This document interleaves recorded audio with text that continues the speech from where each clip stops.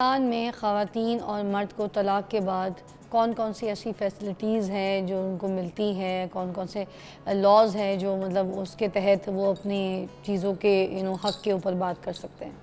देखिए, या कौन कौन से ऐसे हुकूक हैं? फैसिलिटीज़ तो आप कह लेंगे कि सिर्फ ख़वातीन के ही है। आफ्टर डिवोर्स जो है वो ख़वातीन के ही हकूक़ है, मर्द तो बेचारा फिर बेचारा ही रह जाता है। क्योंकि ये तो आपने अपना ही साथ दे दिया ना। नहीं नहीं, लेकिन मर्द है, आपने वही वाली बात कर दी। ऐसे तो ना करें, मुझे तो लगता है कि मर्द के भी बड़े हुकूक होते हैं। नहीं, मैं अभी बताता हूँ। देखिए, जब कोई घर टूटता है तो औरत के पास सबसे पहला हक ये होता है कि वो अपनी मेंटेनेंस क्लेम करे। अब इसमें भी दो चीज़ें हैं, वो आपने देखनी है कि आया कि जो घर छोड़ के खातून खुद गई है या उसको ज़बरदस्ती निकाला गया है। अगर तो खातून को ज़बरदस्ती निकाला गया है तो फिर जाके मर्द के ऊपर ये ज़िम्मेदारी आयद होती है कि वो उसकी मेंटेनेंस पे करे टिल द टाइम कि वो इसको रिहेबिलिटेट नहीं कर देता। अब अगर वो मर्द नहीं करेगा तो कानून उसमें मुस्लिम फैमिली लॉ ऑर्डिनेंस 1961 है, West Pakistan family courts act है 1964 है। इस हवाले से वो बड़ा वाज़ेह है कि मर्द के ख़िलाफ़ वो कोर्ट में दावा दायर किया जा सकता है और मेंटेनेंस क्लेम की जा सकती है। अब मेंटेनेंस में भी ये है कि कुछ असल प्रॉब्लम ये है हमारे माशरे में कि हमें अपने राइट्स का पता नहीं है। जब तक हमें अवेयरनेस आनी होती है उस वक्त तक बहुत देर हो चुकी होती है। अगर आप देखें खातून का कोई अगर इशू हुआ है, सबसे पहले तो मैं ये समझता हूँ कि जो आर्बिट्रेशन काउंसिल है ये अपना रोल अच्छे तरीके से प्ले नहीं कर रही। अल्लाह कुरान में भी फरमाते हैं कि अगर मियाँ बीवी के दरमियान कोई अनबन हो जाए तो तुम दोनों में से एक एक मुनसफ मर्द मुकर्रर करो और उनको चाहिए कि उनके दरमियान सुलह करवा दे। अगर वो सुलह अगर कराने की कोशिश करेंगे तो अल्लाह भी उसमें उनकी मदद फरमाएगा। अच्छा, हक का भी बताएं ना, औरत को क्या क्या हकूक है? हकूक देखें, मैं बात कर रहा हूँ कि एक तो वो मेंटेनेंस क्लेम कर सकती है अपनी भी और अपने बच्चों की भी।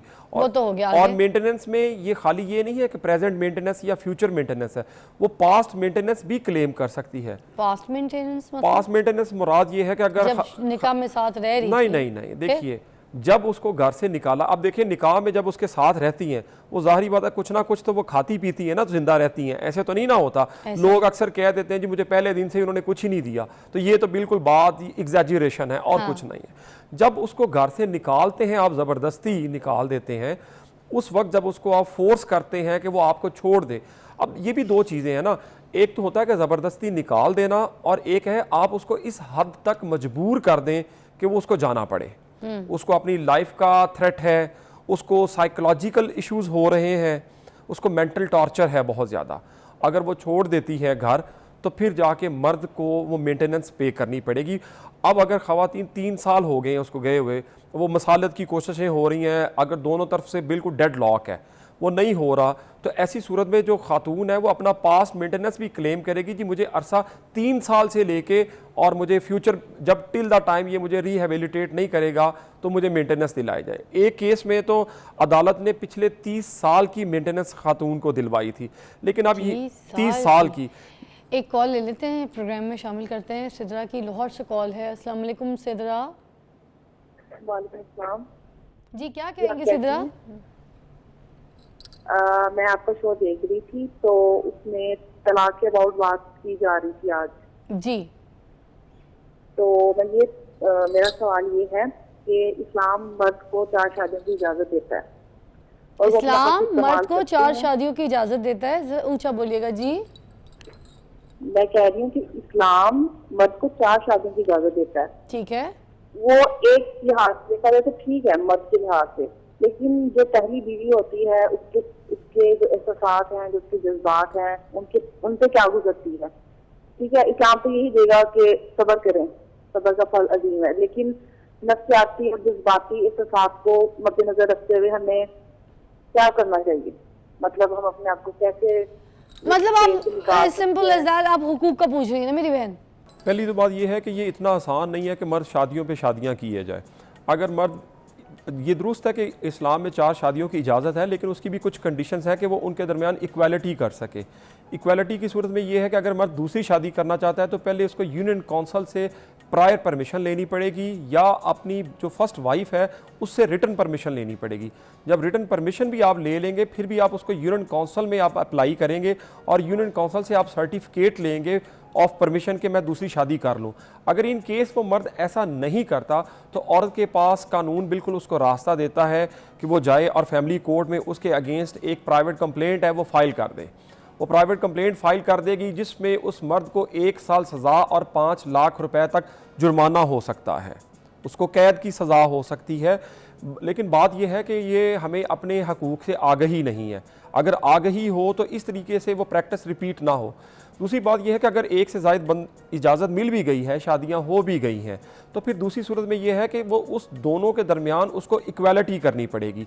अब ये नहीं है कि अगर दूसरी नई बीवी आ गई है तो पहली वाली को वो निगलेक्ट कर देगा।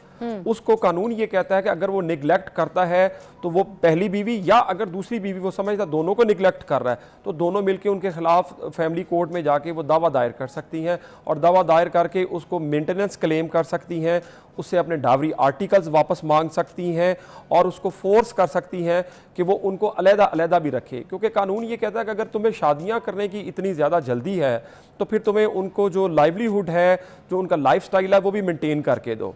और ये भी औरत पे पाबंदी नहीं है कि वो पहली बीवी की मौजूदगी में दूसरी बीवी के साथ रहे, ये उसका हक है। अगर वो चाहे तो वो अलग भी रह सकती है, लेकिन ये है कि इसके लिए फिर अदालत का दरवाज़ा खटखटाना पड़ेगा उन्हें। ठीक है, अच्छा इस पर मैं मज़ीद सवाल भी करूँगी, बड़ा अच्छा आपने जवाब दिया। एक कॉलर है हमारे साथ, जुल्फ़िकार है गुजरावाला से। अस्सलाम वालेकुम।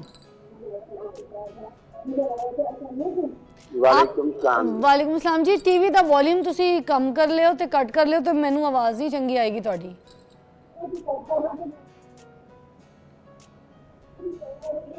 सलामकुम जी। वालेकुम सलाम जी। जुल्फ़िकार भाई की बोलोगे तुसी?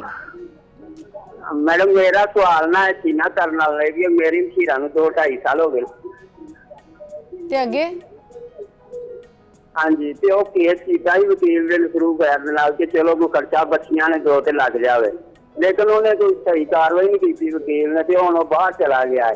उन्हें इस बारे च सर की हो सकता है बैठी 2 बच्चियां लैके इतने तो इन्हें जो कोई भरा भी नहीं है जेडे वो कोई देखभाल कर सकन, कोई कानूनी दस चलो जे कोई है सर अच्छा जाए। इसकी बहन को छोड़ गया है, इसका बहनोई और बाहर भाग गया है, तो बच्चे भी नाल हैं। जी मैं बताता हूँ, ये बड़ा एक कॉमन प्रैक्टिस हुई पड़ी है आजकल के। मर्द जो है अगर फरारियत इख्तियार करता है तो कानून उसको फिर रास्ता देता है औरत को कि जो मर्द की जो प्रॉपर्टी होती है औरत दावा करे और इसकी प्रॉपर्टी को वो अटैच करवा सकती है, वो वहाँ पे उसकी ऑक्शन होगी, वो बिकवा सकती है। अगर डॉक्यूमेंट्स नहीं है, कुछ चीज़ें नहीं है, फिर मैं बताता हूँ जी, कानून उसके बारे में भी बड़ा वाजे है। जो मुहम्मदन लॉ है सेक्शन 370 उसमें बड़ा वाजे है कि अगर मर्द वो कमाने के काबिल नहीं है या वो दे नहीं सकता या वो अननोन है जगह पे, उसके वेयर अबाउट्स का नहीं पता चल रहा, तो फिर औरत वो मेंटेनेंस पे करेगी। लेकिन अगर औरत की भी फाइनेंशियल कैपेसिटी ऐसी नहीं है तो फिर जो बच्चों को दादा है तो दादा की फिर ये जिम्मेदारी है, इन्हें चाहिए कि दादा को भी बीच में पार्टी बनाएं बच्चों का और उसके खिलाफ दावा दायर करें, क्योंकि बच्चे जो हैं वो उसके बेटे के हैं, तो वो जाके उस दादा के खिलाफ भी उसको पार्टी बनाएं केस में और उसके खिलाफ दावा दायर करें, तो इनको ज़रूर रिलीफ मिलेगा। अच्छा। और इसके अलावा ये है कि देखिए, जब दादा को पार्टी बनाएंगे, दादा के नाम पे भी कोई प्रॉपर्टी होगी तो कोर्ट से जाके स्टे ऑर्डर भी हासिल करें और उस प्रॉपर्टी को आगे बेचने ना दें। तो जब वो कुछ ना कुछ तो उनके पास होगा, कोई उनकी मनकूला या गैर मनकूला जायदाद होती है, तो उस मनकूला या गैर मनकूला जायदाद को वो अटैच करवा के जो अपने नानो निफ़का है ये उसको पूरा कर सकते हैं। अच्छा, एक सवाल मैं भी करना चाहूँगी, क्या पाकिस्तानी कानून के मुताबिक मर्द की प्रॉपर्टी का कुछ हिस्सा तलाक के बाद औरत को मिल सकता है? नहीं, ये बिल्कुल मिसकंसेप्शन है। ये बात समझ लीजिए कि तलाक जब इफ़ेक्टिव हो जाती है, मौसर हो जाती है, सबसे पहले हमें ये समझना चाहिए कि तलाक जब देते हैं तो उसके लिए 90 डेज़ का पीरियड होता है। उस 90 डेज़ के पीरियड में अगर उनके दरमियान सुलह हो जाती है, कंसिलिएशन हो जाती है, तो फिर इस दौरान अगर मर्द की वफ़ात हो जाती है तो फिर जो वो खातून है उसको उसकी प्रॉपर्टी में से हिस्सा मिलेगा। लेकिन अगर आप ये नहीं कह सकती कि तलाक की सूरत में जो प्रॉपर्टी में से हिस्सा मिलेगा वो नहीं है। जब मियाँ बीवी के दरमियान तलाक वाक़या हो जाती है, जो औरत है वो मर्द की प्रॉपर्टी में से हिस्सादार नहीं रहती। हाँ जी, मोहम्मद साहब की कॉल है। अस्सलाम वालेकुम। वालेकुम अस्सलाम। जी भाई, कैसी तबीयत है? जी क्या हेलो। जी भाई, कैसी तबीयत है आपकी? जी जी, मैं मोहम्मद अली बात कर रहा हूँ हैदराबाद से। जी, क्या कहना चाहेंगे, क्या पूछेंगे? मैं ये मालूम कर रहा हूँ कि जो है शादी के बाद में अगर मालूम होता है कि लड़का जो है बीवी के लायक नहीं है, अब अगर वो जो है कोर्ट से जो रुजू करते हैं, लड़का तलाक नहीं देता, उसके रिश्तेदार उसके लिए खड़े हो जाते हैं, तो 3 साल का टाइम देती है अदालत कि 3 साल तक इस लड़के का इलाज होगा, फिर जो है उसके बाद में देखेंगे। अब उसमें 2-3 साल और लग जाते हैं मजीद जो है। अगर खुला के लिए कोई दूसरा तरीका इख्तियार करते हैं तो फिर जो अदालत से ये होता है कि इसको मेहर भी नहीं मिलेगा और जो है अपना सामान भी नहीं मिलेगा। तो उसके लिए क्या सेफ्टी हो और कौन सा कानून है जो है? आप शो देखते रहिए, आपको अभी जवाब मिल जाता है। जी मुजफ्फर साहब, सवाल समझ आया आपको? जी मुझे समझ आ गई है। देखिए इन्होंने बेसिकली बात की है इम्पोटेंसी की, जो मैंने पहले टॉपिक पे मैंने जिक्र किया था कि वन ऑफ द रीजंस ये भी है तलाक होने की। अगर मर्द इस काबिल नहीं है तो अदालत जो इन्होंने कहा जी 3 साल का जो वो टाइम देती है, ये बिल्कुल गलत है, ये ऐसा नहीं है। हाँ, अगर कोई इम्पोर्टेंट है पर्सन और औरत इस इशू को कोर्ट में रेज करती है, ये वन ऑफ द ग्राउंड्स है फॉर डिसोल्यूशन ऑफ मैरिज की, तो औरत अदालत में जाती है और वो कहती है कि जी मेरा जो उसका जो मर्द है वो इम्पोर्टेंट है और वो इस काबिल नहीं था, तो अदालत जो है डिग्री जारी करने से पहले वो उसको 1 साल का टाइम दे सकती है मर्द को कि वो उस कोर्ट को सेटिस्फाई करे कि आया कि 1 साल के अंदर अंदर वो इस काबिल हो गया है या नहीं हो गया। अगर वो इस 1 साल के अंदर वो काबिल नहीं हो गया तो अदालत फिर जो ऐसे निकाह को वो ख़त्म कर देती है। मगर वो कह रहे हैं ना कि 3 साल हो गया, मतलब वो अपनी बेगम, वो आप खुद सोचे ना, अदालत के चक्कर लगा रहे हैं, बेगम जो है वो नहीं, ये एक देखिए ये एक one of the major grounds है फॉर सिकिंग खुला।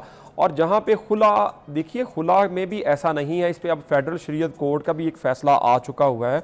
उसमें वो ये कहते हैं कि ज़रूरी नहीं है कि हर केस में आपको हक महर से दस्तबरदार ही होना है। जहाँ पे जो रीज़न है वो आदमी के पार्ट पे है कि वो वजह बन रहा है इस खुला की। जैसे मैंने पहले कहा कि एक होता है घर छोड़ देना और एक मजबूर कर देना कि घर को छोड़ जाए। अब देखें ना, वो हो सकता है बाप हो, भाई हो, कोई हो, यू नो, अब वो परेशान है, उन्होंने अपनी शायद बहन बेटी किसी के लिए पूछा है, मगर वो ये कह रहे हैं कि हमें खुला के लिए कोर्ट जाना पड़ा, उस बंदे की बेगम जो थी वो उनको उससे रिश्ता ख़त्म करने के लिए। अब उसमें जो सारे हुकूक हैं, वो सारे जो राइट्स हैं, वो क्या होंगे और किस तरीके से? It's been like 3 years now. हाँ जी, वो ये है कि जितना जब से ये खातून ने रिश्ता ख़त्म किया है और इद्दत पीरियड तक, एक तो अपना वो इनसे मेंटेनेंस क्लेम करें, दूसरा उनसे अपने डावरी आर्टिकल्स भी उनसे क्लेम किए जा सकते हैं, तीसरा ये है कि वो उनसे अपनी डावर अमाउंट है जो हक महर है बेसिकली वो भी उनसे क्लेम की जा सकती है उस बंदे से। अच्छा। चौथा ये है कि चूंकि वो अगर शादी के काबिल नहीं था तो उसके खिलाफ डैमेजेस का दावा भी किया जा सकता है कि हर्जाने का दावा करें कि इसने मेरी लाइफ को स्पॉइल किया है। किया तो सही है,